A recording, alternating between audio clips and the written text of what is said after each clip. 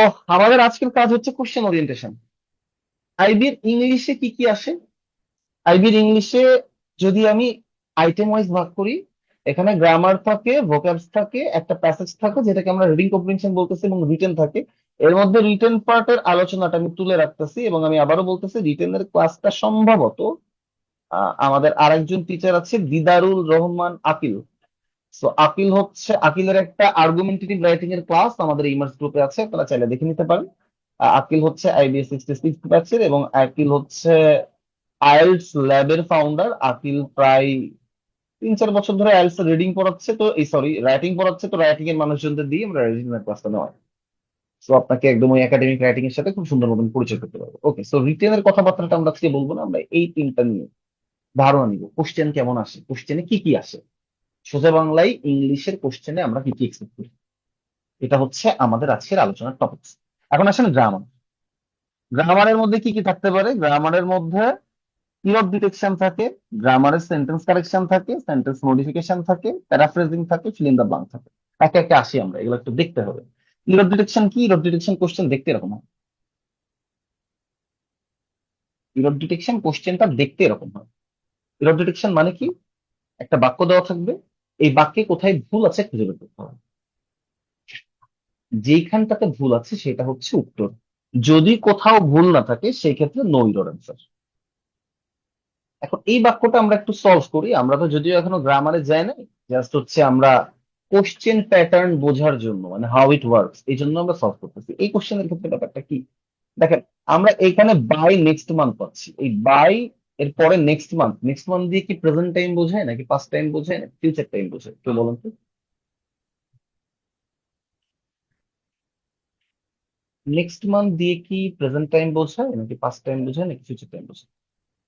Future time. Future time বোঝায়। So এখানে কি আছে? আমার by plus future time. By plus future time যদি থাকে, সেই ক্ষেত্রে টেন্সের স্ট্রাকচার অনুযায়ী ফিউচার পারফেক্ট টেন্স হবে। এনিওয়ান, ফিউচার পারফেক্ট টেন্সের স্ট্রাকচার কি? ফিউচার পারফেক্ট টেন্সের স্ট্রাকচার কি এনিওয়ান?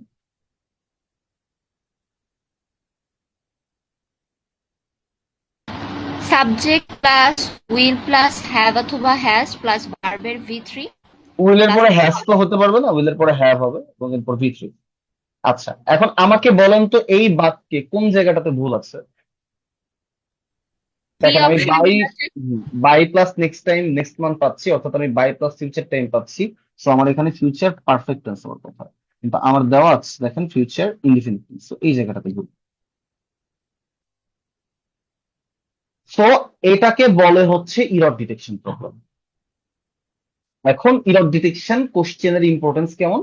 ইরর ডিটেকশন একটা 5 স্টার আইটেম। দেখেন, ইরর ডিটেকশন 65 থেকে 5টা এসছে, 66 থেকে 5টা এসছে, 67 থেকে 4টা নাকি 5টা আমার মনে হয়, মানে এরকমই 4টা থেকে 5টা এসছে। আচ্ছা, so this is a very high frequent item.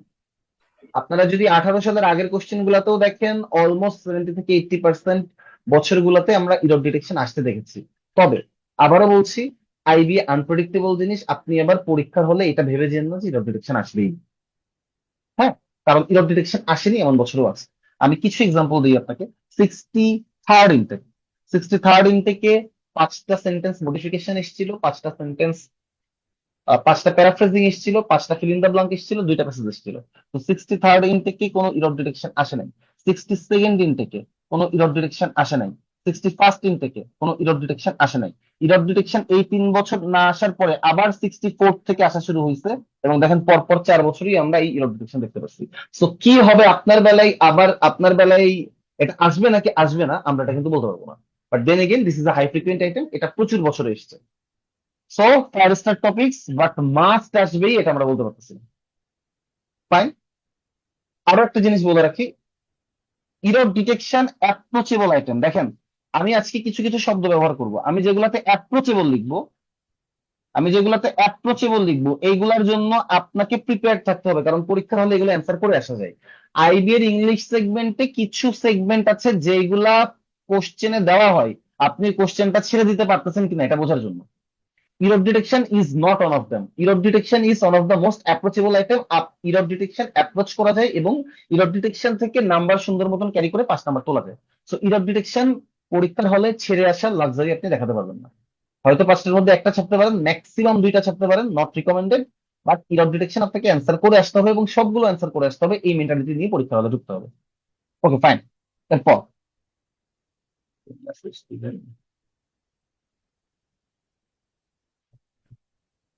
Sentence correction.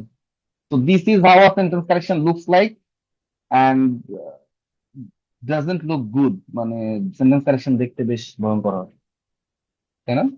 বেশ বড়, এবং আমি বড় বাক্য লিখি নাই খুব একটা, যেহেতু প্রথম ক্লাস আমি খুব একটা বড় বাক্য লিখি নাই। এনিওয়ান আমাকে অ্যান্সার বলেন তো, এনিওয়ান, এনিথিং, জাস্ট এনিথিং।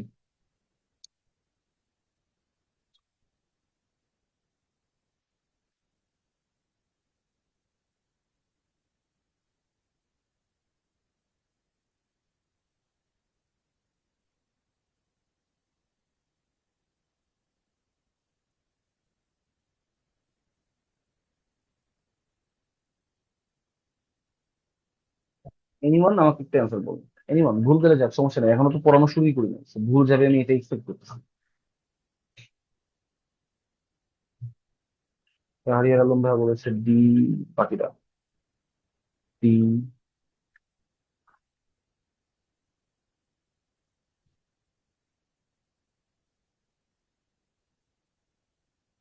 ওকে, রাহুল ভাইয়া শাহরিয়ার ভাই বলেছে ডি, বাকিটা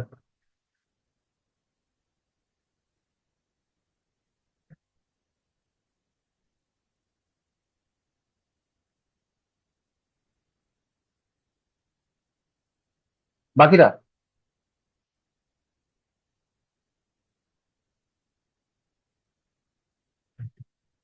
আসিফ আল রাজি ভাইয়া বলেছেন D. Okay fine, let's see. দেখেন, বড় বাক্য, আমাদের এই বড় বাক্যকে আমরা বড় বাক্যের উপর দিয়ে ইঞ্জিনিয়ারিং করবো প্রচুর। তো বড় বাক্য দেখে ইনশাল্লাহ আপনারা ভয় পাবেন না। আপাতত আমরা একটু এটাকে অ্যাপ্রোচ করার ট্রাই করি আমাদের স্বল্প জ্ঞান দিয়ে। আমাদের প্রথম কাজ, দেখেন একটা মজার জিনিস দেখাই আপনাদের। দেখেন তো, 5টা অপশনেই, 5টা অপশনেই এই পোর্শনটুকু সেম না। 5টা অপশনেই এই পোর্শনটুকু সেম না, আমি যে অংশটুকু ব্র্যাকেটের মধ্যে রাখলাম।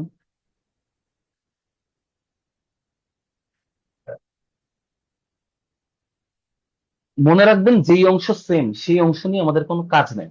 এই অংশটা দেওয়া হয়েছে আমাদের ভয় দেখানোর জন্য। সো ধরে নিব এটুকু নাই, এটুকু বাদ, এটুকু বাদ, আমরা অপশন ছোট করে ফেলবো। এখন আমাকে দ্বিতীয় অংশে বাদ দিয়ে দেখেন, 5টা অপশনে বিকজ আছে, তাহলে বিকজ নিয়ে কোনো কাজ নেই, বাদ, বাদ দিচ্ছেন। বাকিটা নিয়ে কাজ করবো, বাকিগুলো তো ঝামেলা আছে। দেখেন একে একে আসেন, প্রথমে একটু ভার্বের দিকে নজর দেন। আমরা সবসময় ভার্বের দিকে নজর দিব। ভার্বের দিকে কেন নজর দেই, এটা যখন আমরা সেন্টেন্স কারেকশন করবো তখন আরো ডিটেলসে বলবো। আপাতত মনে রাখবেন যে সেন্টেন্স কারেকশনে সবসময় ভার্বের দিকে নজর দিতে হয়, কারণ সাবজেক্ট ভার্ব এগ্রিমেন্টের নিয়মটা খুব ক্লিয়ার কাট এবং খুব সুন্দর মতন ভুল অপশন গুলো এলিমিনেট করে ফেলা যায় ভার্ব দেখে। তো আগে দেখবো যে ভার্বের কোনো ঝামেলা আছে কিনা। এখানে আমরা ভার্বের ঝামেলা দেখতে পাচ্ছি, দেখেন এ তে দেখতেছি শুরুতে ডু নট, এরপরে আবার দেখতেছি সি আর ইতে ডাজ নট, আবার ডি তে দেখতেছি ডু নট। আমাদের প্রথম প্রশ্ন, do not versus does not. আমরা যদি এটা বুঝতে পারি যে একদম প্রথম জায়গাতে ডু নট বসবে নাকি ডাজ নট বসবে, দেখেন আমরা বেশ কিছু অপশন এলিমিনেট করে ফেলতে পারি। তো আমাদের প্রথম প্রশ্ন ডু নট বসবে নাকি ডাজ নট বসবে।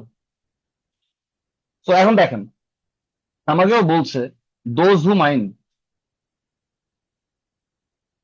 Those who mind do not oblique does not matter.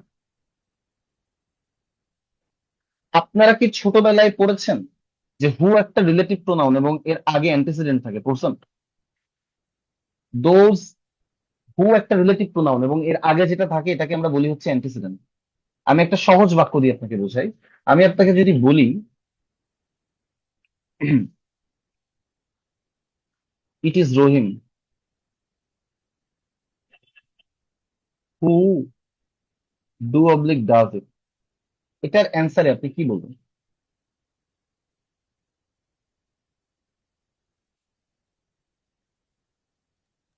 My দেখেন does. Does It does. ডাস বলবো, হ্যাঁ। তো এইখানটাতে আমরা যদি একটু ভাঙি, দেখেন হু হচ্ছে রিলেটিভ প্রোনাউন। এই রিলেটিভ প্রোনাউন অনুযায়ী আমরা বুঝতে পারি না যে এটা কি সিঙ্গুলার নাকি প্লুরাল। তখন কি করতে হয়, এর আগের শব্দটাতে যেতে হয়। রিলেটিভ প্রোনাউনে আগের যে নাউনটা থাকে, এই নাউনটাকে গ্রামারের ভাষায় বলে অ্যান্টিসিডেন্ট। সো এই যে ভার্বটা, এই ভার্বটা অ্যান্টিসিডেন্ট অনুযায়ী চেঞ্জ হয়। অ্যান্টিসিডেন্ট সিঙ্গুলার হলে ভার্ব সিঙ্গুলার, অ্যান্টিসিডেন্ট প্লুরাল হলে verb plural. So antecedent singular, verb singular. এখন এইখানটাতে আমরা অ্যান্টিসিডেন্ট হিসেবে তাহলে কাকে পাচ্ছি বলুন তো? হ্যাঁ, Those. এইখানটাতে আমরা দোজকে পাচ্ছি। Okay fine. সো দোজ যদি অ্যান্টিসিডেন্ট হয়, দোজ কি সিঙ্গুলার নাকি প্লুরাল? উত্তর হচ্ছে দোজ প্লুরাল। দেখেন দ্যাট এর Plural. প্লুরাল ফর্ম হচ্ছে দোজ। হ্যাঁ, দ্যাট এর প্লুরাল ফর্ম হচ্ছে দোজ। দোজ যদি প্লুরাল হয় তাহলে কি ডু নট নাকি does not? Do not. Does do not. Not, do not, তাই তো? সো ডু নট যদি হয়, ডু নট যদি হয় তাহলে যেই অপশন গুলাতে ডাজ নট আছে সেই অপশন গুলা ভুল, যেই অপশন গুলাতে ডাজ নট আছে সেই অপশন গুলা ভুল। So C is not our answer, so E is not our answer. Clear? C এবং ই কেন বাদ দিয়েছি বুঝেছি সবাই? জি। সি এবং ই আমরা বাদ দিলাম। এখন বাকি থাকে A B D. Then again আবারও বলতেছি, আগে আমরা ভার্ব দেখবো, তারপরে অন্য জায়গায় যাব। তো এ বি ডি এর মধ্যে, এ বি ডি এর মধ্যে আমাকে বলেন ভার্বে কোনো ঝামেলা আছে কিনা। আমরা দেখতে পাচ্ছি ঝামেলা আছে। আবারও আমরা দুইটাতে পাচ্ছি ডাজ নট, একটাতে পাচ্ছি ডু নট। দেখেন এইখানটাতে ডাজ নট, এইখানটাতে ডাজ নট, এইখানটাতে ডু নট। এগেইন আগে আমরা দেখবো এই পরের অপশনটাতে ডাজ নট হবে নাকি ডু নট হবে। তাইলে আমি আরো কিছু অপশন বাদ দিয়ে দিতে পারবো। So then again do not versus does not. Does not. So এখানেও that দেখেন কি does not হচ্ছে, go. Does not. এখানেও কি হচ্ছে দেখেন, দোজ হুইচ। এখন হুইচ বসবে নাকি হু বসবে আমরা এই ডিবেটে এখনই যাব না, এখনই যাব না, যেটা বসে বসুক। একটাতে আছে দোজ হুইচ আর দুইটাতে আছে দোজ হু। ওকে ফাইন, যেটাই বসুক না কেন সবগুলা রিলেটিভ প্রোনাউন। রিলেটিভ প্রোনাউনের আগে কে থাকে? অ্যান্টিসিডেন্ট থাকে, এবং ভার্বটা অ্যান্টিসিডেন্ট অনুযায়ী চেঞ্জ হয়। সো প্রথম অপশনে আমরা পাচ্ছি ডাজ, আমরা বি নাম্বার অপশনে পাচ্ছি ডাজ, আমরা বি নাম্বার অপশনে পাচ্ছি do. Now the question is, যদি দোজ থাকে তাহলে ডাজ নাকি ডু? Do. ডু। তাহলে যেই অপশন গুলাতে ডাজ আছে সেই অপশন গুলা বাদ, যেই অপশন গুলাতে ডাজ আছে সেই অপশন গুলা বাদ। বাকি থাকতেছে কোনটা? বাকি থাকতেছে কোনটা? Do. D. So D is the answer. একটা জিনিস খেয়াল করছেন, এত বড় বাক্যে আমরা খালি এই দুইটা জায়গা চেক করছি। এত বড় বাক্যের মধ্যে আমরা এই দুইটা জায়গা চেক করছি। বেশিরভাগ সেন্টেন্স কারেকশনের ব্যাপারটা এরকম, ও একটা বড় বাক্য দেয় কিন্তু আসলে ওই বড় বাক্যের দুইটা থেকে তিনটা শব্দের মধ্যে খেলা থাকে। আমরা এইগুলা কখনো ভেঙে ভেঙে শিখি না বলে আমাদের কাছে মনে হয় সেন্টেন্স কারেকশন এটার সাথে বোধহয় গ্রামারের কোনো মিল নেই। সেন্টেন্স কারেকশন কি মানে, ব্যাপারটা কি বুঝছেন? সেন্টেন্স কারেকশন সলভ নিয়ে আরো বহুত কথাবার্তা হবে। সেন্টেন্স কারেকশন বুঝছেন সবাই? Do. জি। Okay fine. এখন আসেন সেন্টেন্স মডিফিকেশন। দেখেন সেন্টেন্স, আচ্ছা দেন এগেইন সেন্টেন্স কারেকশন ওই ইরর ডিটেকশনের মতন 5 স্টার টপিকস, কয়েক বছর ধরে আসতেছে, অনেক বছরই এসছে, বাট সব বছরে যে আসে এরকম না। আপনি এইটা ভেবে বসে থাকবেন না সেন্টেন্স কারেকশন আসবেই, বাট সেন্টেন্স কারেকশন আসার পসিবিলিটি অনেক বেশি। এট the same time this is also an approachable item. আপনি সম্ভবত সেন্টেন্স কারেকশন ছেড়ে আসার বিলাসিতা দেখাতে পারবেন না। Now sentence modification, not a high frequent item, 2 star. সব মিলে 2 থেকে 3 বার এসছে, লাস্ট এসছে 63rd ইনটেকে, এরপরে আর আসে নাই। আবার এটা ভেবে বসে থাকেন না যে আপনার বেলায় আসে না, আপনার বেলায় আসতেই পারে। We don't know. Okay fine. Anyone, sentence modification জিনিসটা কি আগে বোঝায়। দেখেন একটা বাক্য লেখা, একটা বাক্য লিখেও 3টা কারেকশন সাজেস্ট করছে। এই যেই কারেকশন গুলা ঠিক সেগুলো হচ্ছে অ্যান্সার। ও প্রথমবার বলছে রিমুভ অন, অর্থাৎ প্রথম অপশন যদি ঠিক থাকে তাহলে এখানে অন বসবে না। ও দ্বিতীয় জায়গাতে বলছে দ্যাট এর জায়গা উইচ করতে হবে। তো তৃতীয় অপশনে বলছে এই এটাকে রিমুভ করে ফেলতে হবে। এটাকে আমরা বলি সেন্টেন্স মডিফিকেশন। অর্থাৎ মডিফিকেশনে ও কিছু মডিফিকেশন সাজেস্ট করে, আমাকে দেখতে হয় কোন মডিফিকেশন গুলো করা যাবে কোনগুলো করা যাবে না। So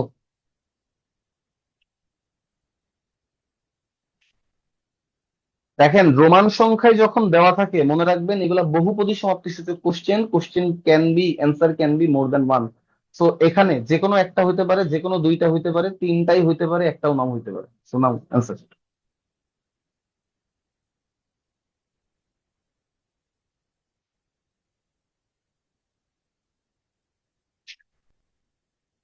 1 and 2 exactly. তো একে একে আসেন। এখন কংগ্রাচুলেটের নিয়মটা বুঝেন। Congratulate on something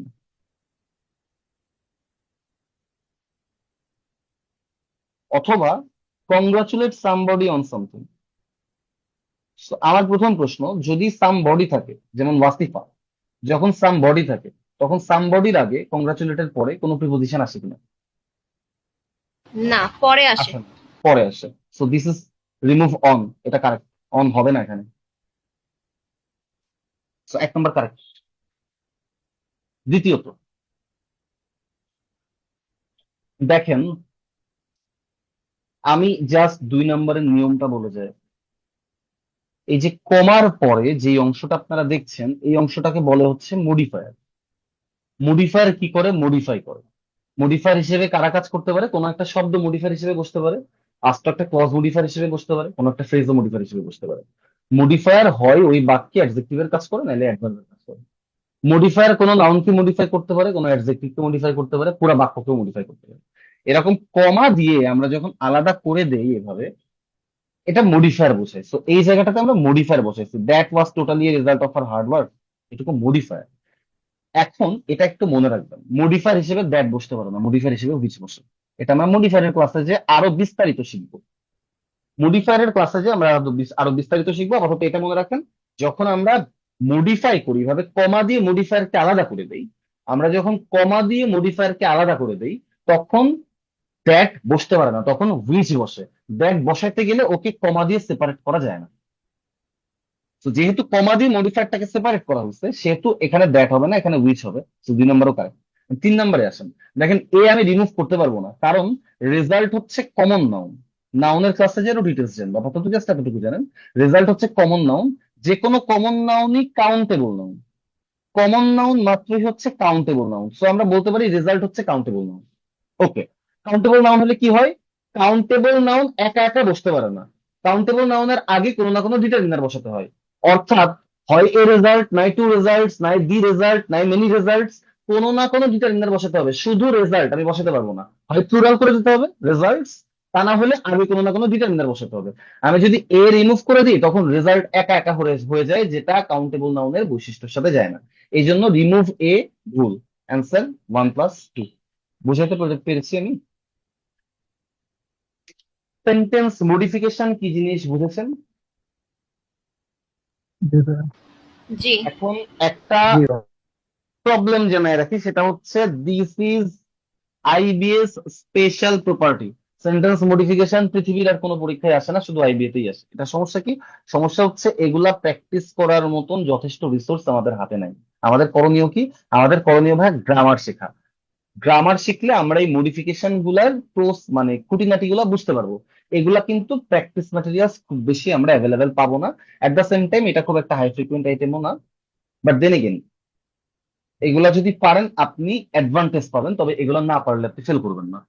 so this is not, আমি মানে অবশ্যই অ্যাপ্রোচেবল বলতেছি না, অ্যাপ্রোচেবল তো বটেই, বাট দিস ইজ, আমি বলি এটাকে স্ট্র্যাটেজিক আইটেম। স্ট্র্যাটেজিক আইটেম কি? এগুলা না পারলে ফেল করবেন না, কিন্তু এগুলা পারলে আপনি অনেকের থেকে আগে যাবেন।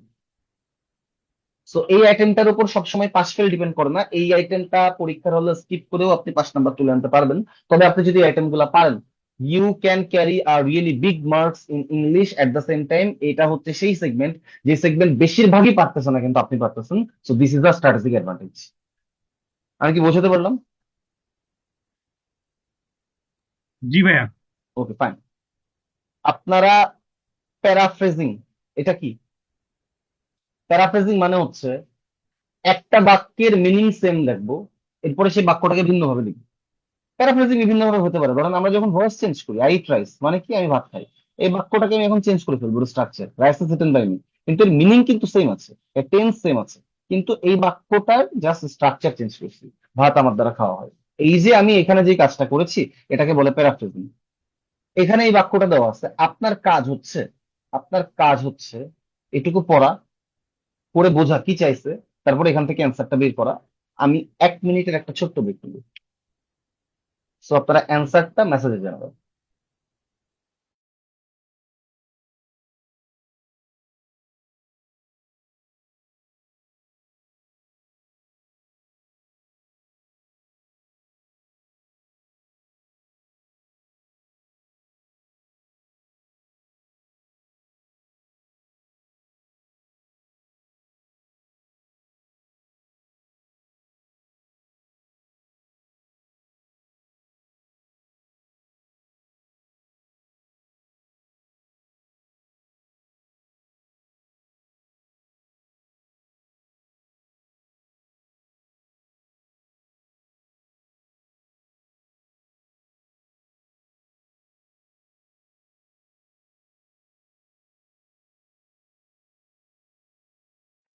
সি।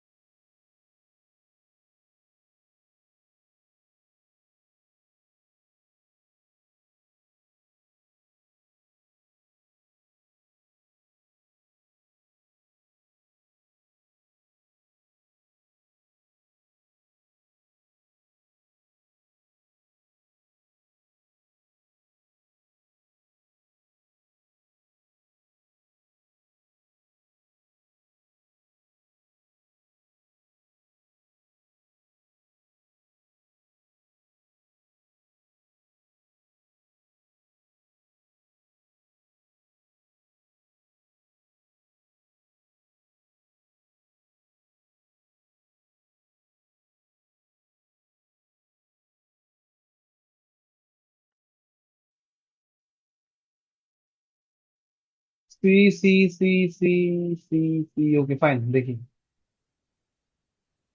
আচ্ছা, এটা একটু বুঝি আমরা। আমাকে বলেন এই কমার পরের অংশটুকুকে কি বলে? মডিফায়ার। মডিফায়ার বলে, ওকে ফাইন। এখন দেখেন, মডিফায়ার একটা মজার ব্যাপার আছে, খুবই মজার একটা ব্যাপার আছে। মজার ব্যাপারটা বোঝায়।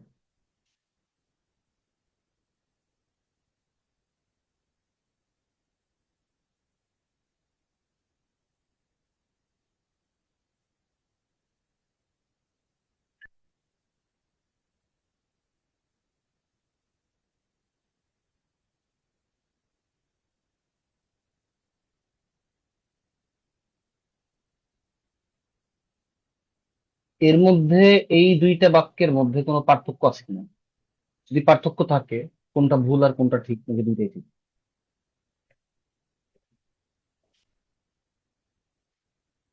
এই দুইটা বাক্যের মধ্যে কোনো পার্থক্য আছে কিনা, পার্থক্য থাকলে কোথায় আছে, এবং কোন বাক্যটা ঠিক, নাকি দুইটাই ঠিক?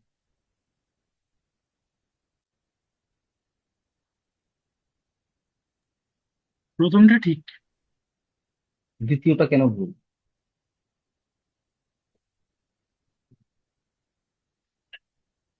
ভাই ডি দিয়ে তো স্পেসিফিক করা হয়েছিল, আর এখানে তো বার্ডস দিয়েছেন এটা। দ্বিতীয় বাক্য উঠতেছে কে তাইলে?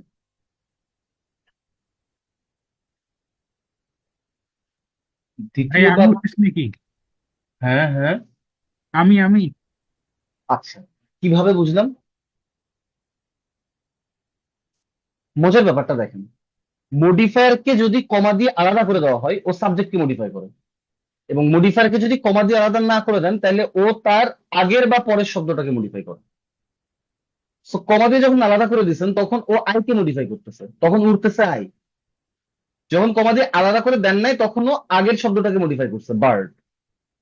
সো প্রশ্নটা হচ্ছে, শাহরিয়ার ভাই অ্যাপোজিটিভে এখন না যাই, আমরা অ্যাপোজিটিভটাতে এখন না যাই, বুঝছেন? হ্যাঁ। তো প্রশ্নটা হচ্ছে, আই কি উঠতে পারে? আই উঠতে পারে না। না। তাহলে ফ্লাইং কি লজিক্যালি আই কে মডিফাই করতে পারলো? না ভাইয়া। না। পারলো না। সেখান থেকেই জন্ম নিয়েছে এই টার্মটা, ইললজিক্যাল মডিফায়ার। যখন কোন মডিফায়ার কোন শব্দকে ইললজিক্যালি মডিফাই করে, তখন আমরা সেটাকে ধরে নেই গ্রামাটিক্যালি ইনকারেক্ট। সো মডিফায়ার যদি লজিক্যাল না হয়, সেই বাক্যটা কারেক্ট হয় না। আর একটা জিনিস একটু মনে রাখবেন, দেখেন, এই যে যখন আমরা মডিফায়ারকে কমা দিয়ে আলাদা করে দিই, এইটাকে বাক্যের শুরুতেও বসানো যায়, শেষেও বসানো যায়। কিরকম? আমি এখন একটা সঠিক বাক্য লিখি। আচ্ছা, এই বাক্যটাতে কি কোনো ঝামেলা আছে? স দা বার্ড কমা রানী,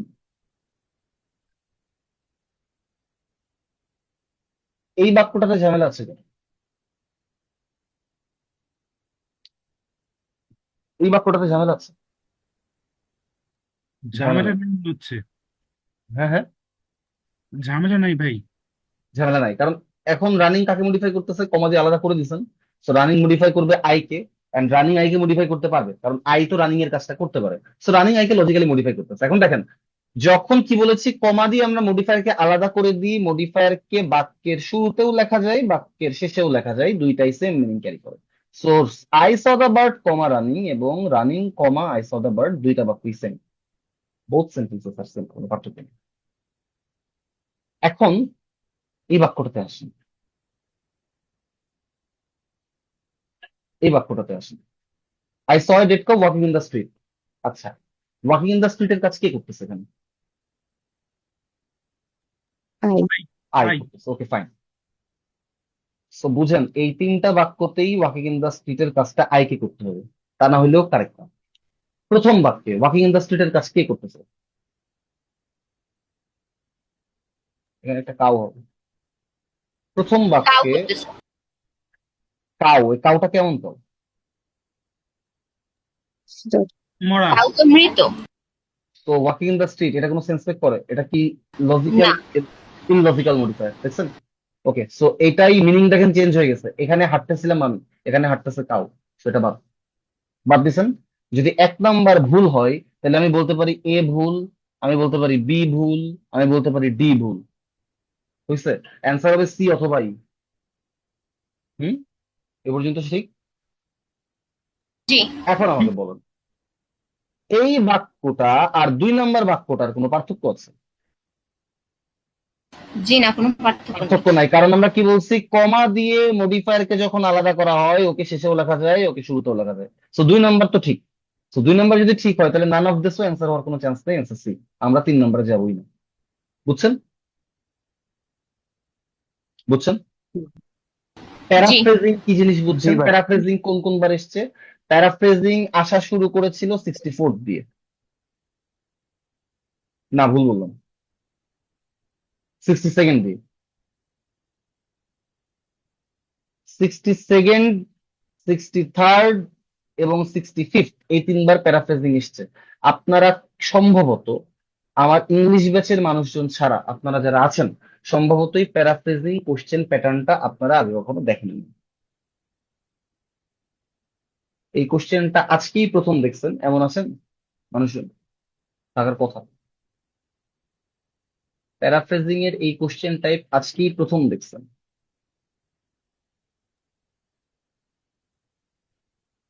ভাই আমি তো ইংলিশ ব্যাচে থাইকাও আমার মনে হইতেছে আমি আজকেই নতুন দেখছি। কেন, ইংলিশ ব্যাচে আপনি ওরিয়েন্টেশন ক্লাস করেন নাই? আলোচনা জি করা ভাই হয়েছে তো করছি, বিষয়ে। কিন্তু সব ভুলে গেছি। আচ্ছা, পড়ালেখা করি না তো। তাইলে তো আর আমার দোষ না। ওকে ফাইন, প্যারাফ্রেজিং বুঝছেন। তাহলে গ্রামার কোশ্চেন নিয়ে আইডিয়া আসছে।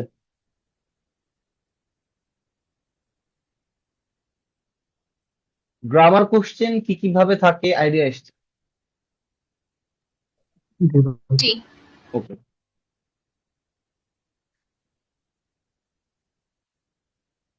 এখন আসেন ভোকাবুলারি। ভোকাবুলারি থেকে এত কিছু থাকতে পারে। এই কারণে আমি আমার এইমার্স গ্রুপে ভোকাবুলারি ভোকাবুলারি ভোকাবুলারি করতে করতে গাল দিয়ে ফেনা তুলে দিই। আপনারা বহু মানুষই এইমার্স গ্রুপের নামই জানছেন ভোক্যাব দিয়ে। এখন দেখেন, এর মধ্যে আমি কিছু জিনিস আপনাকে এখনই বলে দিই। ও আচ্ছা, so this is another strategic item. আপনি যদি না পারেন ফেল করবেন না, আপনি যদি পারেন তাহলে আপনি আগায় যাবেন। আমি এই আইটেম গুলা রিভিউ এখানে এখনই দিয়ে দিই। আপনার কপাল এত ভালো হবে না যে সিনোনিম আসবে, এটা বাদ। অ্যান্টোনিম এসছে আজ থেকে 7-8 বছর আগে, এটা আসতেও পারে যদি কপাল খুব ভালো হয়। হ্যাঁ, সিনোনিম অ্যান্টোনিম আপনারা বুঝেন, এই দুইটার ব্যাখ্যা দিচ্ছি না আমি। ওয়ার্ড রিপ্লেসমেন্ট হচ্ছে সিনোনিমের একটা মডার্ন ভার্সন, যেখানে একটা বাক্য দেওয়া থাকবে, ওই বাক্যের নিচে একটা ওয়ার্ড, আচ্ছা একটু পরে তো আমরা দেখবোই। সো ওয়ার্ড রিপ্লেসমেন্ট এটা হচ্ছে একটা ফায়ার স্টার আইটেম বলতে পারি আমরা। সেন্টেন্স কমপ্লিশন এটা একটা মাস্ট আইটেম, এই প্রথম আমরা একটা মাস্ট আইটেম পেলাম যেটা ছাড়া কোশ্চেন হবে না। সেন্টেন্স কমপ্লিশন বা ফিল ইন দা ব্ল্যাঙ্ক ছাড়া কোশ্চেন হবে না। প্যাসেজ কমপ্লিশন একটা স্ট্র্যাটেজিক আইটেম, গত বছর এসছে, 61st ইনটেকে এসছে। Okay fine. সেন্টেন্স ইকুইভ্যালেন্স, দেখেন আমার গত বছরের যে ইংলিশ ব্যাচ, আমি শুরুর থেকে ওদেরকে বলে আসতেছি যে সেন্টেন্স ইকুইভ্যালেন্স বলে জিআরই তে একটা সুন্দর জিনিস আছে, এবং আমার বিশ্বাস আইবি একদিন এটা দিবে। ওদেরকে আমি দুইটা আইটেমের কথা বলছিলাম, একটা সেন্টেন্স ইকুইভ্যালেন্স আর একটা হচ্ছে পাজেলের ডাটা ইন্টারপ্রিটেশন। তো আমি এই ডাটা ইন্টারপ্রিটেশন 65 66 দুইটা ইন্টারকে খুব সুন্দর মতন করছি, কোনোবারই আসে নাই, 67তেও আসে নাই। আমার বিশ্বাস এটা একদিন আসবে। এবং আরেকটা বলছিলাম সেন্টেন্স ইকুইভ্যালেন্স, এটা এসছে বিবিএ 33rd ব্যাচে এসছে। সো এইটা এখন আর জিআরই আইটেম না, এটা এখন একটা আইবির আইটেম। এটা এখনো আসে নাই, আমার বিশ্বাস এটা একদিন আসবে পাজল এই অ্যানালিটিক্যাল অ্যাবিলিটি সেকশন। এটাও একটা জিআরই আইটেম যেটা আইবি এখনো কপি করে নাই, সেন্টেন্স ইকুইভ্যালেন্স কপি করে ফেলছে। ওকে, তো এটা বিবিএ 33rd ব্যাচে এসছে, এবং now this is a very relevant item for IB. এতদিন পর্যন্ত এটা আমার ডাউট ছিল, now this is in the game. Correct uses of word, another strategic item বা স্কিপেবল আইটেমের একটা মাঝখানে আর কি। এটা স্ট্র্যাটেজিক বলতে পারেন বা এটা স্কিপিং আইটেমও বলতে পারেন, এটা স্কিপও করে দেওয়া লাগে মাঝে মধ্যে। প্রেজেন্ট ইডিয়মস হেভিলি স্কিপিং একটা আইটেম, একদম অ্যাভয়েডেবল আইটেম বলি আমরা এটাকে, অ্যাভয়েডেবল আইটেম। অ্যানালজি লাস্ট এসছে 2005-6 সালে। আপনি এমন কোনো অ্যাজাম্পশন করবেন না যে আপনার বেলায় আসবেই না, বাট অ্যানালজি এটাকে আমরা 1 স্টার বলতে পারি ম্যাক্সিমাম। অ্যানালজি আজ অব্দি যতগুলো এসছে জিআরই বিগ বুক থেকে কম এসছে।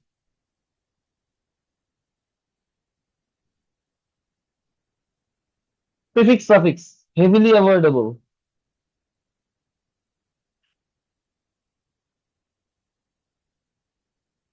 এবং ফ্রেজাল ভার্বস, এটা একটা স্ট্র্যাটেজিক আইটেম। দেখেন যেগুলার পাশে অ্যাভয়েডেবল লিখছি এগুলা নিয়ে কোনো প্যারা নিবেন না, এগুলা কোনো প্রিপারেশন নাই। বুঝতে পারছি, যেগুলা অ্যাভয়েডেবল বলেছি এগুলা অ্যাভয়েডেবল, ধরে নিবেন কোশ্চেনে ওরকম কোনো কিছু নাই। এই সমস্ত কোশ্চেন অ্যাপ্রোচই করা উচিত না, এগুলো দেওয়াই হয় আপনি ছেড়ে দিতে পারেন কিনা এটা বোঝার জন্য। যদি কপাল খুব ভালো থাকে কোনো একটা ইডিয়মস ভাই আমি জানি, হ্যাঁ কোনো একটা প্রিফিক্স সার্ভিস আমি বুঝতে পারতেছি ভুল আছে, একমাত্র তখন অ্যান্সার করা উচিত, but there is no preparation for those avoidable item. বুঝতে পারছি? জি ভাইয়া। বুঝছেন আপনি? আচ্ছা ভাইয়া, ওই হ্যাঁ ডাটা বলেন। ইন্টারপ্রিটেশনটা কি একটা মানে স্ট্র্যাটেজিক আইটেম না? না, ডাটা ইন্টারপ্রিটেশন খুব সুন্দর মতন অ্যান্সার করার মতন একটা আইটেম। রেদার আমি আপনাকে বলবো যে ক্রিটিক্যাল রিজনিং একটা, ওই বড় প্যাসেজ পুরো তো একটা অ্যান্সার করা যায়, ডাটা ইন্টারপ্রিটেশন ওই ডাটা থেকে 5টা অ্যান্সার করা যায়। So I don't think data interpretation should be a strategic item. হ্যাঁ, ডাটা ইন্টারপ্রিটেশন মানে খুবই চমৎকার একটা অ্যাপ্রোচেবল আইটেম, যেটা হবে যারা এই আইটেমটার সাথে মানে কখনো চোখে দেখে নাই। ডাটা ইন্টারপ্রিটেশনের সবচেয়ে বড় প্রবলেম দুইটা, একটা হচ্ছে আগে থেকে যদি ডাটা ইন্টারপ্রিটেশন পড়ানো না থাকে শুরুর দিকে অনেক সময় লাগে।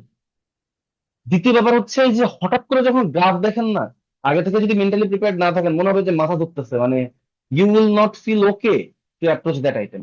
এই দুইটা হচ্ছে প্রবলেম, বাট আপনি যদি ইউজ টু হন এবং আপনার যদি এটা প্র্যাকটিস থাকে, এটা একদম ওই পাজলের মতন দ্রুত গতিতে সলভ হওয়ার মতন একটা আইটেম।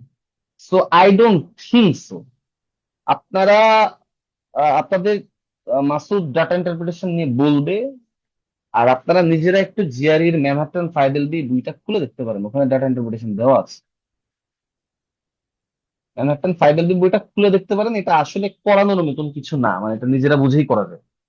হ্যাঁ, ওকে, একে একে আসি। এটারে বলে সিনোনিম টাইপ কোশ্চেন, আমরা এখানে যাচ্ছি না। বোনাফিড মানে কি জানি কেউ? বোনাফিড মানে হচ্ছে পিওর, অথেন্টিক, খাঁটি যেটাকে বলে। একে একে আসেন। কন্টাজিয়াস শব্দের অর্থ কি? কন্টাজিয়াস শব্দের অর্থ হচ্ছে ছোঁয়াচে।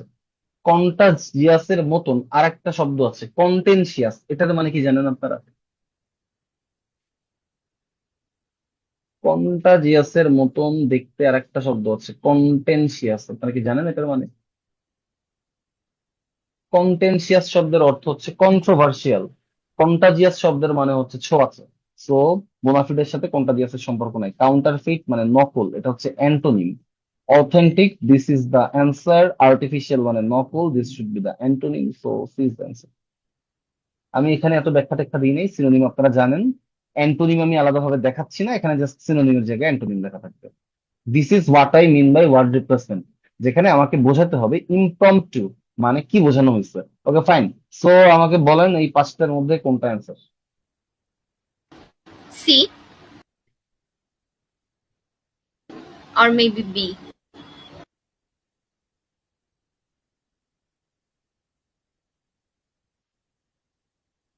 ইমপ্রম্পটু মানে কি? ইমপ্রম্পটু শব্দের অর্থ সাডেন, উইথাউট এনি প্ল্যান, হঠাৎ করে। কোনটা হবে অ্যান্সার? E. Okay fine. তারপর সেন্টেন্স কমপ্লিশন, এটা ছাড়া কোশ্চেন হবে না, আবারও বলতেছি। আপনি যখন এই যে কালকে দেখবেন যে আমি আপনাকে ওই 120 ডে স্টাডিতে সেন্টেন্স কমপ্লিশন করাতে করাতে পাগল হয়ে গেছে, আপনি যদি না করেন এটা আপনার ফল্ট। দ্যাটস ওয়াই আমি বলি যে আমাদের কোনো গ্যারান্টি নাই। কারণ ভাই বাড়ি যেয়ে আমি দেখেও আসতে পারবো না যে আপনি করতেছেন কিনা। আপনারা আন্ডারগ্রেড শেষ করে ফেলছেন, এটা তো আর এইচএসসি এর বাচ্চাদের মতন স্ট্রিক্টনেস ডমিনেন্স এগুলো আপনাদের ক্ষেত্রে কাজ করবে না। হ্যাঁ, এন্ড আমরা এগুলা করবো না, আমরা আপনাকে পড়াবো, আমরা আপনাকে মেন্টর করবো, এন্ড দেন বাকিটা আপনাদের দায়িত্ব। আমরা রাত্রেবেলা ফোন টোন দিয়ে আপনাদের গালাগালি টালাগালি করবো না। মেসেঞ্জারে আমাদের সাথে কানেক্ট হওয়ার খুব একটা সুযোগ নাই আগে থেকে পার্সোনাল ইন্টারকানেকশন না থাকলে।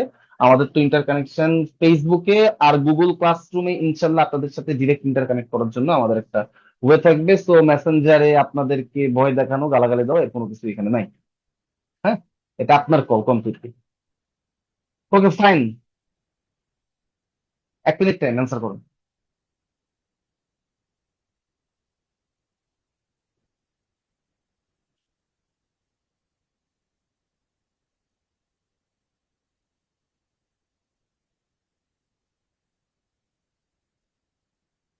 আচ্ছা আমি একটু নাম ধরে ডাকি, বুঝছেন? তাহমিনা ইসলাম লোবা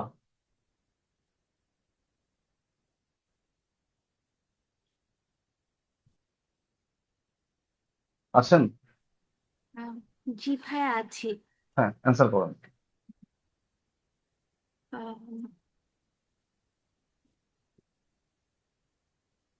ট্রাই করেন না, এনিথিং এনিথিং। ওকে ভাইয়া।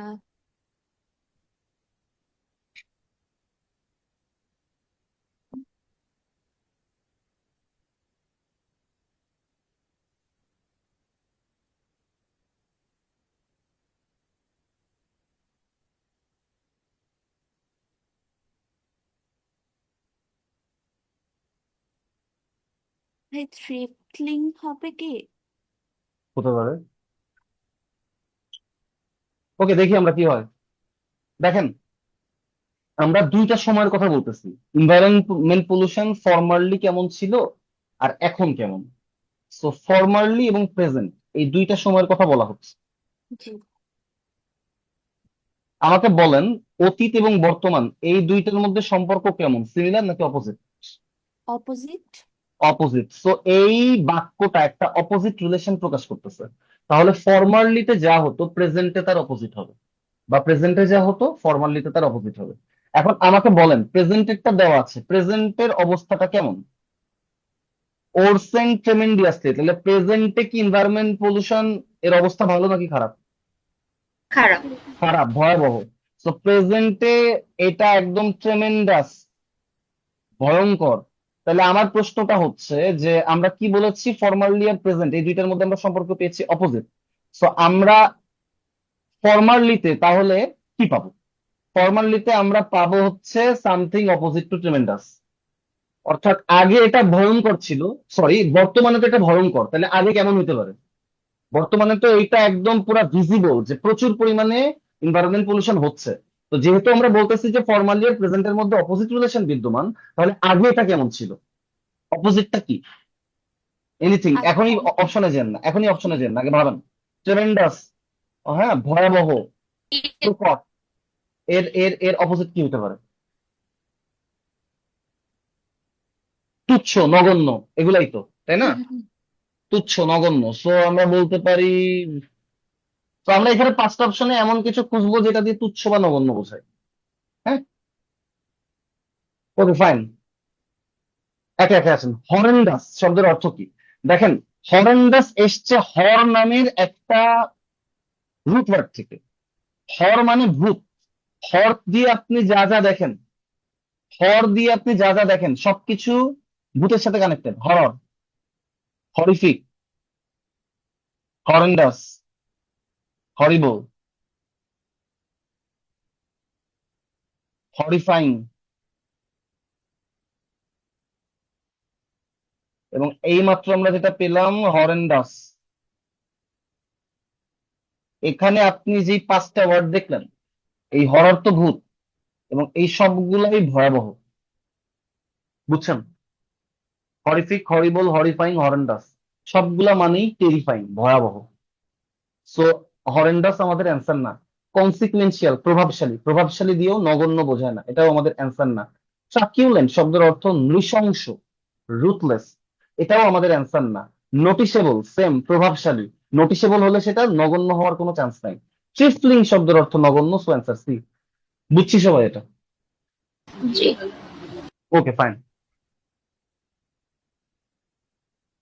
এটাকে বলে প্যাসেজ কমপ্লিশন। তো দেখেন, এটা সেন্টেন্স কমপ্লিশনের মতোই, এটা সেন্টেন্স কমপ্লিশনের মতোই, বাট এখন একটা প্যাসেজ দেওয়া। আমরা ছোটবেলায় উইথ ক্লু করছি, উইথ ক্লুর মতো। হ্যাঁ,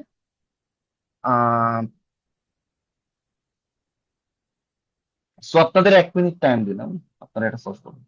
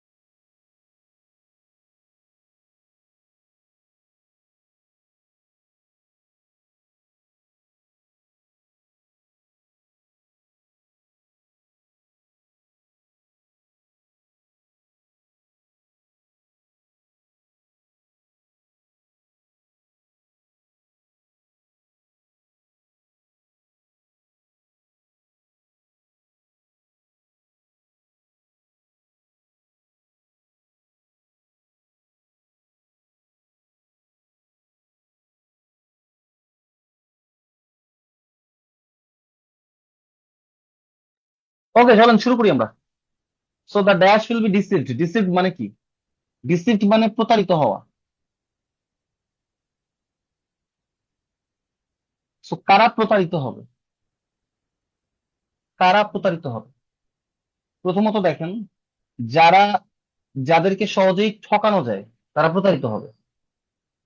যারা নেইভ, যারা সাদাসিধা, যারা খুব সরল মনের মানুষ, তারা প্রতারিত হবে। And the dash will doubt. কারা ডাউট করবে? যারা কোনো কিছু বিশ্বাস করতে চায় না, তারা ডাউট করবে। সো এখন দেখেন, এই অপশন গুলা খুব কাছাকাছি। এই অপশন গুলাকে আগে আমরা একটু ভাঙি। হ্যাঁ, সো দেখেন, আমরা এটা পাই ক্রিড নামের একটা রুট ওয়ার্ড থেকে। ক্রিড মানে হচ্ছে বিশ্বাস। ক্রিড থেকে অনেকগুলো ওয়ার্ড এসছে, আমি খালি এই 5টা দেখাবো। ক্রিড থেকে এই 5টা ওয়ার্ডের মধ্যে একটা হচ্ছে ক্রেডিবল। সো ক্রেডিবল মানে হচ্ছে বিশ্বাসযোগ্য, সামথিং ওর টু বিলিভ, যা বিশ্বাস করা যায়। ক্রেডিউলাস মানে কি? ক্রেডিউলাস মানে, ক্রেডিউলাস মানে হচ্ছে সহজ সরল, নেইভ, যাকে প্রতারিত করা যায়। একটা জিনিস মনে রাখবেন, সুন্দর একটা লাইন, সেটা হচ্ছে credible will believe only true story. Credible means believing true story. হ্যাঁ, বিশ্বাস যোগ্য মানে কি? একটা সত্য গল্প বিশ্বাস করা। Credulous means believing in false story. তো যে ক্রেডিউলাস, সে সত্য গল্পটা বিশ্বাস করবে, মিথ্যা গল্পও বিশ্বাস করবে। এখন আমাকে বলেন, প্রথম 21 নম্বর অপশনে কি হবে, ক্রেডিবল নাকি ক্রেডিউলাস? প্রতারিত কারা হবে?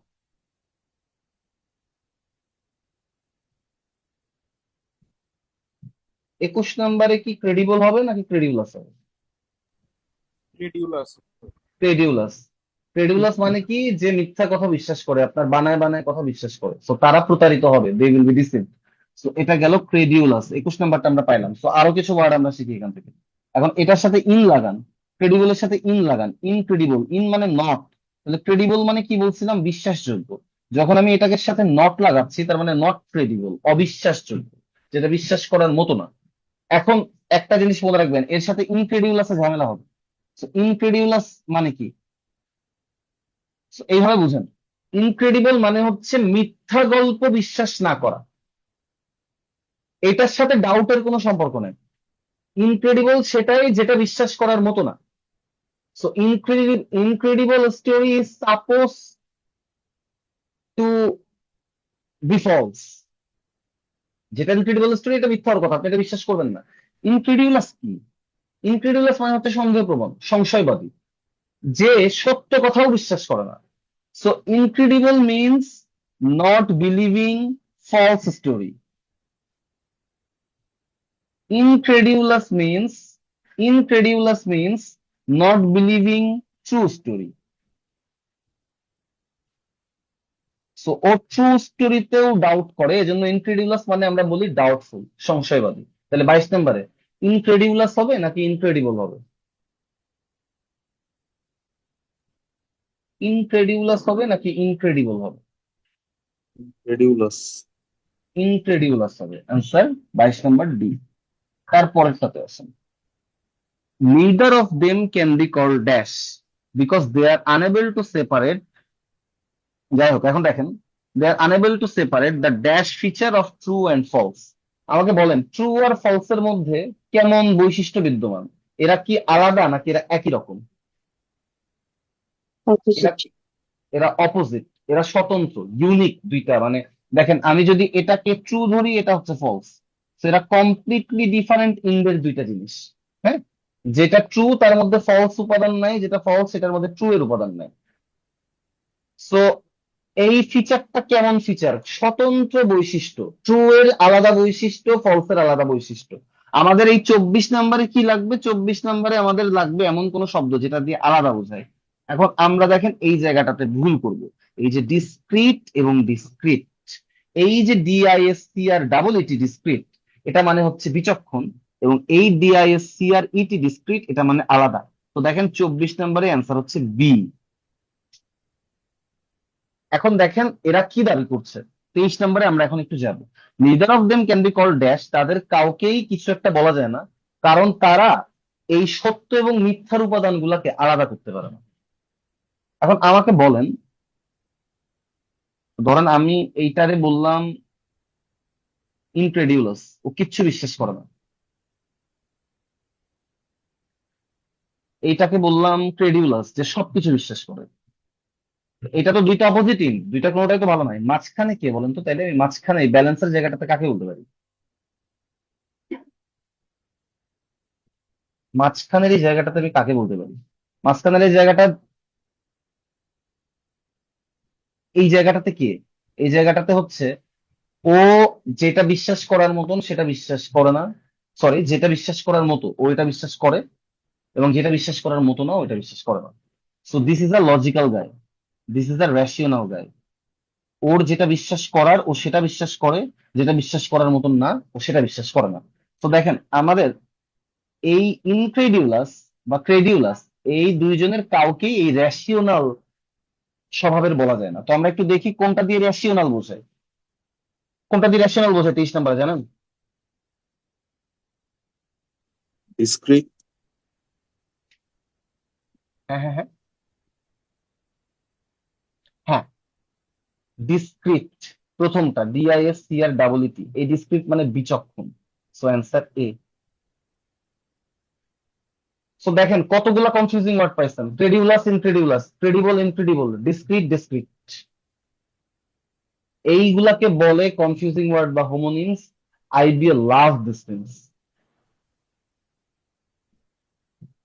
Last one, and dash person lives in the middle point. আচ্ছা, মিডিল পয়েন্টটা কি বাস করে? Logical person. তো আমাকে বলেন আবার, লজিক্যাল এই পাঁচটার মধ্যে কোনটা দিয়ে বোঝায়? ইনজেনিউয়াস, ইনজেনিউয়াস মানে নেই, সাদাসিধে। ইনজিনিয়াস, জিনিয়াস মানে কি? চালাক চতুর। সো ইঞ্জিনিয়াস মানে চালাক চতুর। So B is the answer. বাকি অপশন গুলো একটু যান। ইনডিগনাস মানে দেশীয়। আচ্ছা, ইন্ডিগেনাস মানে হচ্ছে দেশীয়, ডোমেস্টিক। ইন্ডিগেনাস শব্দের সাথে কি পরিচিত?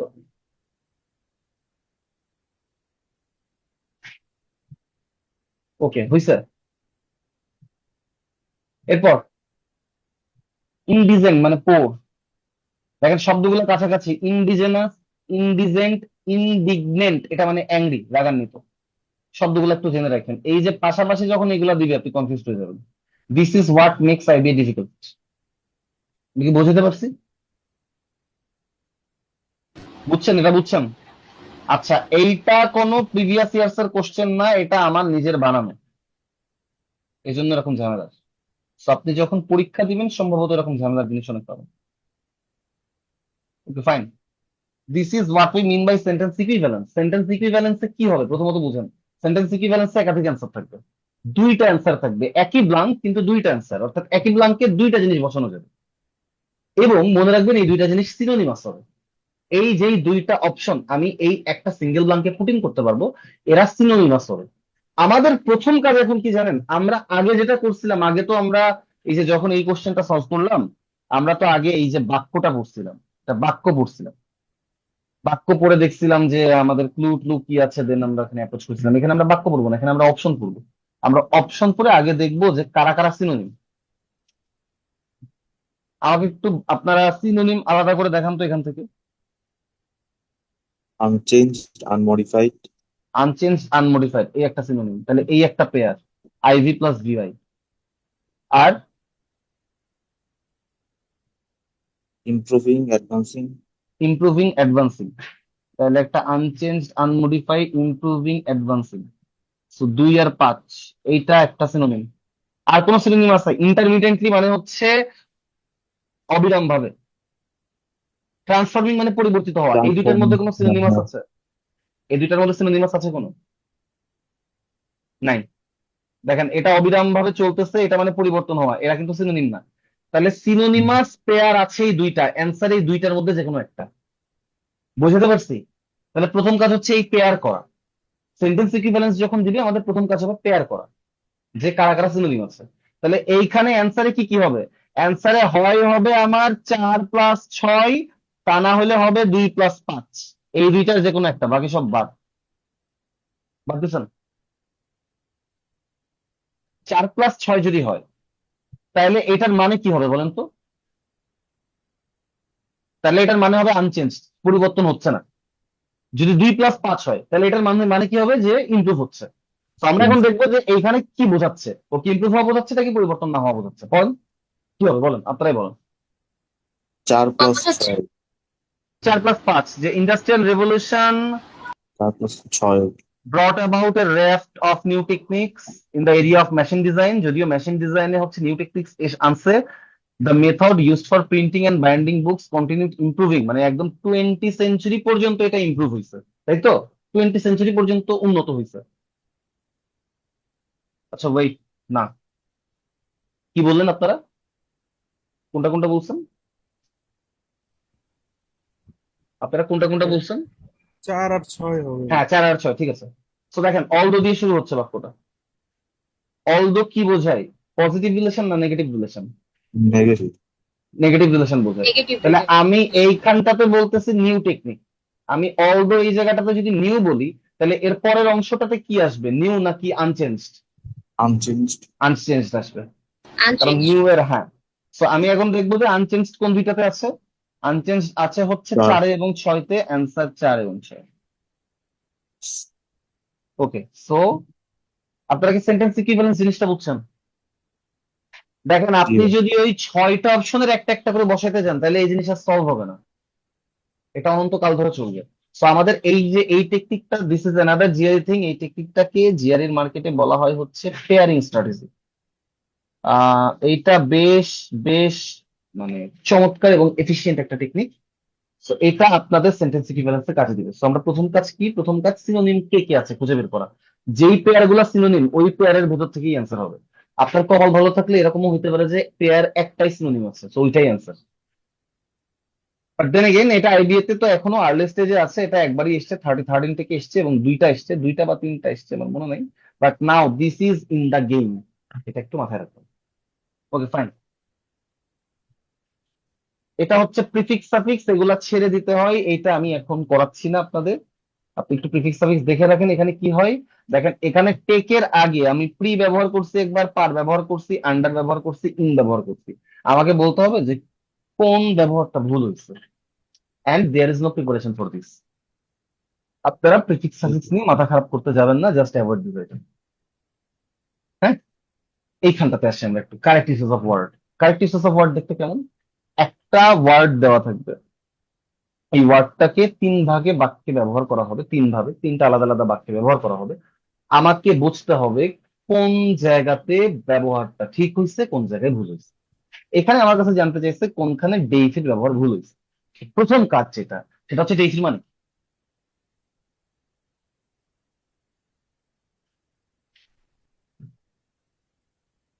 লঙ্ঘন করা বোঝায়। ওটা defy. Homonyms. Confusing word, homonym না, কনফিউজিং। হোমোনিমস হইলে ডেইফি উচ্চারণ হইতো, ডিফাই। কনফিউজিং।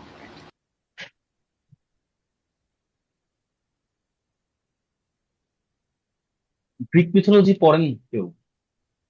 আপনারা কি অ্যাফ্রোডিটি বলে কোনো দেবীর নাম শুনছেন কখনো? নাম শুনছেন? অ্যাফ্রোডিটি ছিল গ্রিক মিথোলজি অনুসারে, অপবাদ দেওয়া না ভাইয়া, অ্যাফ্রোডিটি ছিল গ্রিক মিথোলজি অনুসারে সৌন্দর্যের দেবী। অ্যাফ্রোডিটিকে পূজা করাকে বলা হতো ডেইফাই। তো সেখান থেকে ডেইফাই এসছে। ডেইফাই মানে উপাসনা করা, ডেইফাই মানে পূজা করা। এখন এটার মানে জানবেন, কারেক্ট ইউসেস অফ ওয়ার্ডে প্রথম কাজ তো মানে বের করা। দ্বিতীয় কাজ, কোন কনফিউজিং ওয়ার্ড বা কাছাকাছি কোনো হোমোনিমস থাকলে সেটা খুঁজে বের করা, যেমন ডিফাই। এটা কেন খুঁজে বের করতে হবে? কারণ আইডিয়া এই যে যে সমস্ত জায়গায় ডিফাই বসানোর কথা, সেই সমস্ত জায়গায় হয়তো ডেইফি বসাতে পারে। তো ধরেন আমার কোনো একদিন ডিসক্রিট নিয়ে এসছে, আমার সাথে সাথে মাথায় আনতে হবে যে ডিসক্রিটের মতন দেখতে আরেকটা ওয়ার্ড আছে, এবং হয়তো আইডিয়া যেটা করছে এমন অনেক জায়গাতে ডিসক্রিট ব্যবহার করছে যে জায়গাতে আসলে এইটা ব্যবহার করার কথা। তো ওই সমস্ত অপশন ভুল। আমার কাছে জানতে চাইছে কোন জায়গাতে ইনকারেক্টলি ব্যবহার করা হয়েছে। একে একে আসেন। People in the past deify the sun. আগে মানুষ সূর্যের উপাসনা করতো, তো ঠিক আছে এটা। তার মানে এক নাম্বার ঠিক আছে, এটা অ্যান্সার হতে পারবে না, আমাদের কাছে ইনকারেক্টলি চাইছে। তো এ বাদ, বি বাদ দিছেন, বাদ জি। দিছেন। Okay, you might end up in jail if you defy the law. আপনি যদি ল কে পূজা করেন বা মান্য করেন, তাইলে কি কোনোভাবে আপনি জেলে যাবেন? না। সো দুই নাম্বার ভুল। দেখেন এইখানটাতে ডিফাই হবে। এই জন্য আমি আপনাদের বলছিলাম যে সাথে সাথে কাছাকাছি কোনো ওয়ার্ড আছে কিনা খুঁজে বের করবেন। এখানটাতে ডিফাই হবে। আপনি যদি ল অমান্য করেন তাহলে আপনি জেলে যাবেন, তাই তো? Okay fine. সো দুই নাম্বার আমাদের অ্যান্সার। দুই নাম্বার নাই, নান অফ দিস তো হইতে পারবে না, বাদ। সো দুই নাম্বার নাই, এমন কোনোটা অ্যান্সার হইতে পারবে না। সো এখানে দুই নাম্বার নাই, সিও বাদ। So answer B. দেখেন এগুলো হচ্ছে অপশন কাটার সুবিধা, প্রসেস অফ এলিমিনেশন টেকনিক। এর ফলে আমি কি করলাম, আমি তিন নাম্বারটার পরেই দেখি নাই, তিন নাম্বার পড়ার আগে আমি বাদ দিয়ে দিছি, কারণ দুই নিয়ে তারপরে তো অ্যান্সার। এখানে তো দুই আর তিন যদি বলতো তাহলে আমি কনসিডার করতাম। So answer only two. বুঝছেন? আমি তিন নাম্বার পর্যন্ত আর যাবোই না। বুঝছেন?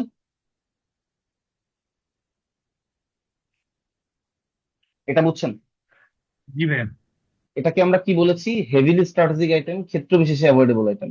আপনি যদি ওয়ার্ডটা কমন পান তাহলে স্ট্র্যাটেজিক, ওয়ার্ডটা কমন না পাইলে অ্যাভয়েডেবল। বাট দেন এগেইন মাথা খারাপ করার দরকার নেই।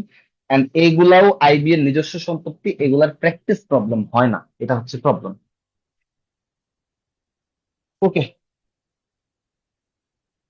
অ্যানালজি লাস্ট এসছে 5-6 সালে, এরপরে আর আসে নাই। সো অ্যানালজিতে দুইটা শব্দের সম্পর্ক নির্ণয় করতে হয়। প্রথমে ফ্রাজাইল এর ব্রেকের সম্পর্ক নির্ণয়।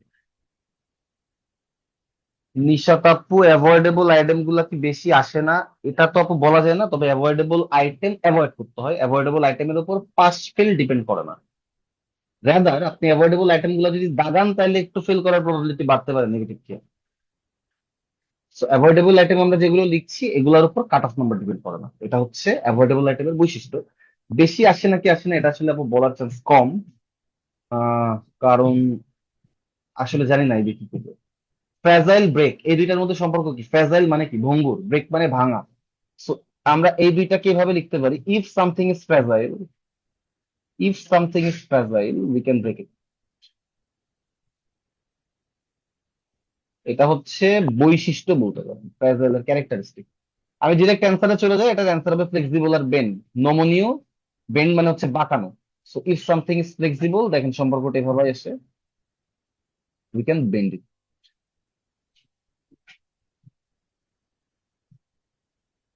অ্যানালজি কি বলছি? যদি আপনাদের অ্যানালজি নিয়ে অনেক প্র্যাকটিস থাকে, আপনারা যারা এছাড়াও ব্যাংকে ট্যাঙ্কে পরীক্ষা দেন, আপনারা জিআরই বিগ বুকের অ্যানালজি সলভ করে ফেলতে পারেন, সম্ভবত আপনি সবগুলাই কমন পেয়ে যাবেন। আইবিএতে মনে হয় না অ্যানালজি আসবে। ওকে, ভাইয়া, বলেন। এই অ্যানালজিটা বাদ দিতে পারি আমরা? হ্যাঁ পারেন, but thank you. Not recommended. আপনি কি শুধুমাত্র আইবিএতেই পরীক্ষা দিবেন? গভর্নমেন্ট জব টবে পরীক্ষা দিবেন? ভাই, জিআরই বিগ বুকটা না হয় দেখলাম, কিন্তু মানে বাকিগুলো যে এত হেভি ওয়ার্ড, মানে মাথা ঘুরে যায়। জিআরই বিগ বুক আপনি পড়তে পারেন, মানে সম্ভবত আপনি কমনই পেয়ে যাবেন সবগুলা, বা একটা বারে দেখবেন সব কমন পেয়ে গেছে। মানে আমি এই আজ জন্য অব্দি আইবিএ তে তো আসলে আইবি এমবিএ পরীক্ষায় অ্যানালজি অনেক আগে এসেছে, সত্যি কথা বলতে এটা লাস্ট 15 বছর আসে নাই। আমি অ্যানালজি আপনাকে ডিরেক্ট যে বলবো যে পড়েন না, এটা কেন বলতে পারতেছি না জানেন? কারণ আরো একটা আইটেম যেটা এরকম 15 বছর পরে, সরি 20 বছর পরে রিপিট হয়েছে, এটা হচ্ছে প্যারাফ্রেজিং। এটা লাস্ট এসেছিল এরকম 2005-6 সালে, আর আমার ইনটেক এসেছে 2024 সালে। তো দেখেন 19 বছর পরে রিপিট করছে। তো আমি ডিরেক্ট এর জন্য বলতে পারতেছি না যে ভাই বাদ দিয়ে দেন, জীবনেও আসবে না। আমি বলতে পারি ওয়ান স্টার, সম্ভবত আসবে না। আর অ্যানালজির যেটা বলতেছিলাম, অ্যানালজি আইবিএ তে কখনো আসে নাই, মানে আমি পরীক্ষা তো দিছি দুইটা, ওই পরীক্ষাগুলোতে কোনোটাতেই আসে নাই। ব্যাংকের যে সমস্ত পরীক্ষা অ্যানালজি এসেছে আমি সবগুলাতে কমন পাইছি জিআরই বুক থেকে, অপশন সহ। Okay fine. ফ্রেজাল ভার্ব এর আরেক নাম হচ্ছে গ্রুপ ভার্ব। গ্রুপ ভার্ব জিনিসটা কি বুঝেন? আমি আপনাকে বললাম লুক, না অন্য একটা শব্দ ধরেন, ব্রিং। ব্রিং মানে কি? আনা। আপনি এটার পরে আপ যোগ করেন, এটার মানে হবে লালন পালন করা। আপনি এটার পরে ডাউন যোগ করেন, এটার মানে হবে হ্রাস করা। আপনি এটার পরে ফোর্থ যোগ করেন, এটার মানে হবে হচ্ছে উৎপাদন করা। আপনি এটার পরে অফ যোগ করেন, এটার মানে হবে হচ্ছে বিরতি দেওয়া।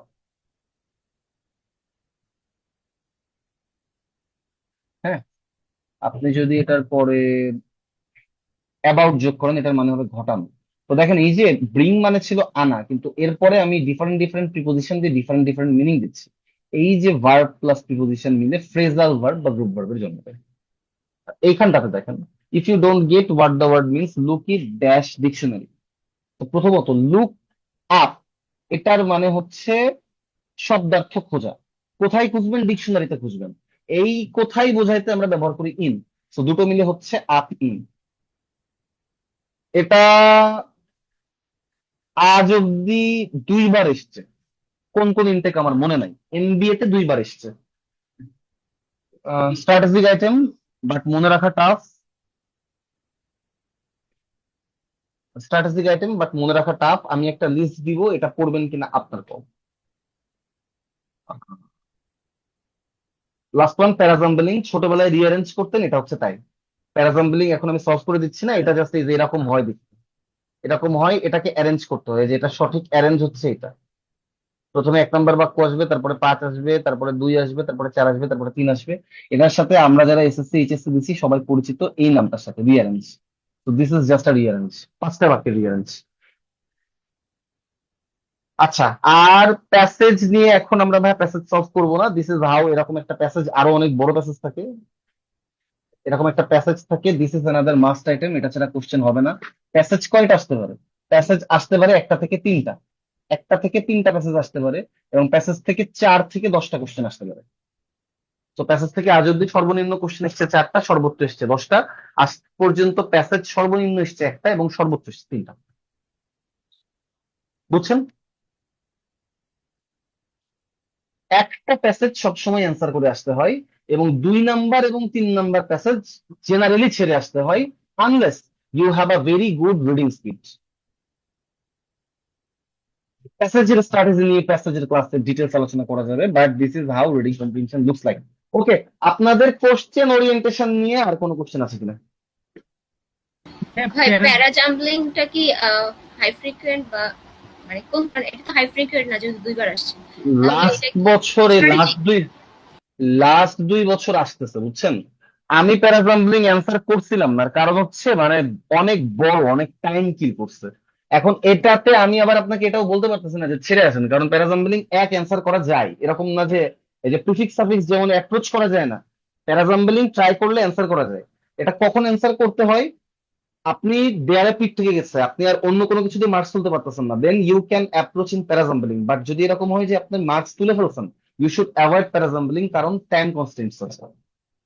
এখানে কি ওই যে রিডিং কম্প্রিহেনশনের টেকনিকটা অ্যাপ্লাই করা যায় না, যে না না প্রিপোজিশনাল না ফ্রেজ না বাদ দিলাম, ইয়া বাদ না দিলাম, না না সাবজেক্ট না দিলাম? না না না না, কোনো টেকনিক অ্যাপ্লাই করা যাবে না। তার মানে প্রত্যেকটা ওয়ার্ডস পড়ে পড়ে দেখতে হবে। ওয়ার্ডস পরে মানে মিনিং তো করতেই হবে আপু, একটা রাফ মিনিং, কারণ ওই কোন বাক্যের সাথে কোনটা এরপরে ম্যাচ করে। ঠিক। এখানে প্রসেস অফ এলিমিনেশন টেকনিক কাজে দিবে, মানে ধরেন আপনি দেখতেছেন যে 2 নাম্বার অপশনে 3 নাম্বার বাক্যটা বসতেই হবে, তো মাঝখানে এই 2 নাম্বার অপশনে 3 নাই এমন যে কোনো অপশন বাদ দিলাম, জাস্ট এইটা জাস্ট অ্যাপ্লাই করতে পারেন। এছাড়া দের ইজ নো টেকনিক। ওই টেকনিক খালি গ্রামার আর রিডিং কম্প্রিহেনশনে কাজ করে, মানে grammar, reading comprehension, then fill in the ব্ল্যাঙ্কে there are lots of technique, but না প্যারাজাম্বলিং এর কোনো টেকনিক। ওকে, আর ভাইয়া কেউ? হ্যাঁ বল। ভাই অ্যানালজি কি মানে স্ট্র্যাটেজিক না, মানে মানে কোন অবশ্যই স্ট্র্যাটেজিক, স্ট্র্যাটেজিক তো বটেই ভাইয়া, কারণ এরকম মনে অ্যান্সার করা যায় না। And আমি আপনাকে সোর্স বলে দিলাম তো, যে আপনি পড়ে যান, কমন চলে আসবে। আর ভাইয়া ইংলিশ নিউজ পেপার কি পড়বো? কেন? উদ্দেশ্য কি? যদি বলেন জানার জন্য, তাহলে অবশ্যই পড়বেন। যদি বলেন যে ভাই আমি ব্যাংকে বসবো, আমার ফোকাস রাইটিং এর ব্রড টপিকসটা কমন পাইতে হবে, অবশ্যই পড়বেন। কিন্তু যদি বলেন না ভাই আমি আমার রাইটিং ডেভেলপ করবো, তাহলে না। ঠিক আছে, তাহলে পড়বো না। হ্যাঁ, কারণ এটা আমি গত ব্যাচে বলতেছিলাম, এই মানে হুকটা দীর্ঘদিন ধরে চলে আসতেছে, এবং বহু গ্রুপ আপনাদেরকে এই এই জিনিস বলে। দেখেন, ডেইলি স্টাডি যে আর্টিকেল আপনি পড়েন, ওই আর্টিকেলও লিখতে বসে ওই আর্টিকেল পাবলিশের 1 সপ্তাহ আগে প্রথমে ও লিখে, তারপরে এডিটরের কাছে পাঠায়, এডিটর একটা এডিটিং দিয়ে ওর কাছে পাঠায়, ও আবার লেখে, ওর আবার এডিট দেয়, আবার ছোট করতে বলে, দেন 1 সপ্তাহ পর একটা ফাইনাল ভার্সন আপনি পড়েন। এবং আপনাকে আমি এটা বলতেছি, পরীক্ষার হলে আপনি এই পুরো ব্যাপারটা 15 মিনিটে ঘটাবেন। যে ওই আর্টিকেল লিখছে, ওকে ওই সেম আর্টিকেলে পরীক্ষার হলে বসায় 15 মিনিট টাইম দেন, ও লিখতে পারবে না, আপনার কথা তো বাদই দিলাম। সো ওই যে অত সুন্দর সুন্দর বাক্য, অত চমৎকার চমৎকার ওয়ার্ড, ভাই এটা আপনি পরীক্ষার হলে রেপ্লিকেট করে আসতে পারবেন না। তো রাইটিং শেখার জন্য যদি আপনি ডেইলি স্টার পড়তে চান, নো ওয়ে। বুঝছেন? ওকে, তাহলে ভাই আর কোনো কোশ্চেন? ফলো করলে কি তাহলে রাইটিং এর জন্য, হ্যাঁ হ্যাঁ, ভাই রাইটিং এর জন্য কি ফলো করা উচিত? রাইটিং এর ক্লাসে ভাইয়া ডিটেলস কথাবার্তা বলবো। রাইটিং এ আপনার কাজ হচ্ছে মাথায় যে কোনো একটা টপিকস নিয়ে ওটা লেখা। দেখেন, যেটা আমি বারবার মানে স্টুডেন্টদের বলি, আপনার মাথায় একটা আইডিয়া আসবে, ওই আইডিয়াটা খাতায় কনভার্ট হবে। হোয়াট ইফ আপনার মাথায় আইডিয়া আসতেছে না? এখন আপনি বলতে পারেন ভাই নিউজ পেপার পড়লে আইডিয়া আসে। নিউজ পেপার পড়লে আইডিয়া আসে কোনগুলা, যে এই টপিকস নিউজ পেপারে লেখা থাকে। ধরেন নিউজ পেপার আপনাকে পাকিস্তান ইন্ডিয়া ওয়ার নিয়ে একটা আর্টিকেল দেখছেন, আপনাকে পাকিস্তান ইন্ডিয়া ওয়ারের বাংলাদেশের ইকোনমিতে ইম্প্যাক্ট নিয়ে লিখতে বললে হয়তো আর্টিকেলটা হেল্প করবে। আইডিয়া তো আপনাকে লিখতে বলবে স্লিপ নিয়ে, আইডিয়া তো আপনাকে লিখতে বলবে যে আপনার ভয় পাওয়ার থেকে, ওই এই যে the fear of loss is the reason for loss, যে আপনি ওই যে হেরে যাওয়ার যে ভয়টা পান, ওইটার কারণেই আপনি হারাই ফেলেন। একেবারে পিওর কনসেপচুয়াল টপিকস, কোনো জিকে, কোনো প্রিয়র নলেজ কিচ্ছু লাগবে না, পিওর রিডিং, মানে একদম রাইটিং স্কিল। আপনার মাথায় তো আগে আইডিয়া আনতে হবে, এবং এই আইডিয়াটা খাতায় কনভার্ট করতে পারতে হবে। এরপর না আমি বলবো যে আপনি ঠিক মতন ওয়ার্ড ইউজ করেন, এরপর না আমি বলবো যে স্পেলিং ঠিক করেন, এরপর না বলবো গ্রামার ঠিক করেন। সো ওই যে মাথায় আইডিয়া আনা, ব্রেন স্টর্মিং করা এবং খাতায় ওটাকে কনভার্ট করা, এর জন্য ভাই আগে প্র্যাকটিস করা লাগবে। ওইখানে আপনি যখন প্র্যাকটিস করবেন, এখানে কোনো গ্রামার নাই, কোনো ভোক্যাব নাই, কোনো সেন্টেন্স স্ট্রাকচার নাই, কিচ্ছু নাই, স্পেলিং, গ্রামার, ভোক্যাব কিচ্ছু দেখবেন না। প্রথম কাজ মাথায় আইডিয়া আনা, দ্বিতীয় কাজ ওই যে মাথায় যে বাংলা আইডিয়াটা আসতেছে ওটা খাতায় কনভার্ট করতে পারা। আপনি খাতায় কনভার্ট করা শিখছেন, দেন এবার কাজ স্পেলিং নিয়ে, এবার কাজ গ্রামার নিয়ে, এবার কাজ ভোক্যাব নিয়ে। আমি কি বোঝাতে পারছি? জি। হ্যাঁ, তবে আপনি যদি বলতেন ভাই bank focus writing, bank focus writing এ তো কনসেপচুয়াল আলোচনা না। ও যখন আপনাকে বলছে যে এলসিডি গ্রাজুয়েশন করার, এলডিসি গ্রাজুয়েশনের পরে বাংলাদেশের ইম্প্যাক্ট, হোয়াট ইফ আপনি এলডিসি গ্রাজুয়েশনের জিনিসটা জানেনই না? তো ওইটা জানার জন্য যদি আপনি পেপার পড়েন, then it's fine. But then again, এটা একটু মাথায় রাখবেন, দিন শেষে ফ্রি হ্যান্ড রাইটিং আপনার লাগবেই, ব্রড টপিক্স এর বেশি কখনো কোনো জায়গায় কমন পাওয়া যাবে না। হ্যাঁ, আপনি হয়তো পত্রিকায় এলডিসি গ্রাজুয়েশন নিয়ে পড়বেন, আপনার কাছে ব্যাংকে জানতে চাইবে এলডিসি গ্রাজুয়েশনের ইকোনমিক ইম্প্যাক্ট। ওই এলডিসি গ্রাজুয়েশন আপনি পড়ছেন পেপারে, এবার ওইটাকে ওই যে ব্রেনে আইডিয়া এনে খাতায় কনভার্ট করা, ওই স্কিলটা আপনার লাগবে। ওকে ফাইন, তাইলে আপনাদের সাথে কালকে আমার দেখা হবে লেকচার 1, ইংলিশ লেকচার 1 নিয়ে। আমাদের প্রথম ক্লাস হচ্ছে সেন্টেন্স স্ট্রাকচার। আপনাদের ক্লাস টাইম বোধ হয় 9টায় থাকবে। সো আজ এই পর্যন্তই, থ্যাংক ইউ। ভাই আমরা যারা ইংলিশ ব্যাচে আছি তারাও করতে পারবো ইংলিশ ক্লাস? করতে পারবেন না কেন? তাইলে আর মানে এটা কেমন প্রশ্ন? বাহ, ডাবল সুযোগ। Thank you, thank you. ভাই 120 প্ল্যান একটু দিবেন না? মাসুদ আজকে রাত বা কালকে রাতের মধ্যে আপলোড দিয়ে দিবে। ঠিক আছে ভাই, ঠিক আছে, থ্যাংক ইউ, থ্যাংক ইউ। ভাই আমাদের হচ্ছে যে ওই গ্রুপে অ্যাসাইনমেন্টের ইয়াটা দেন নাই। আচ্ছা ঠিক আছে, ওই গ্রুপে দেখতেছি ভাই। এটা ইংরেজি ব্যাচেই বলে দিবেন ওই গ্রুপে কি হয়েছে কি হয়নি, বুঝছেন? হ্যাঁ, ওখানে কমেন্ট করতে ঠিক আছে ঠিক আছে।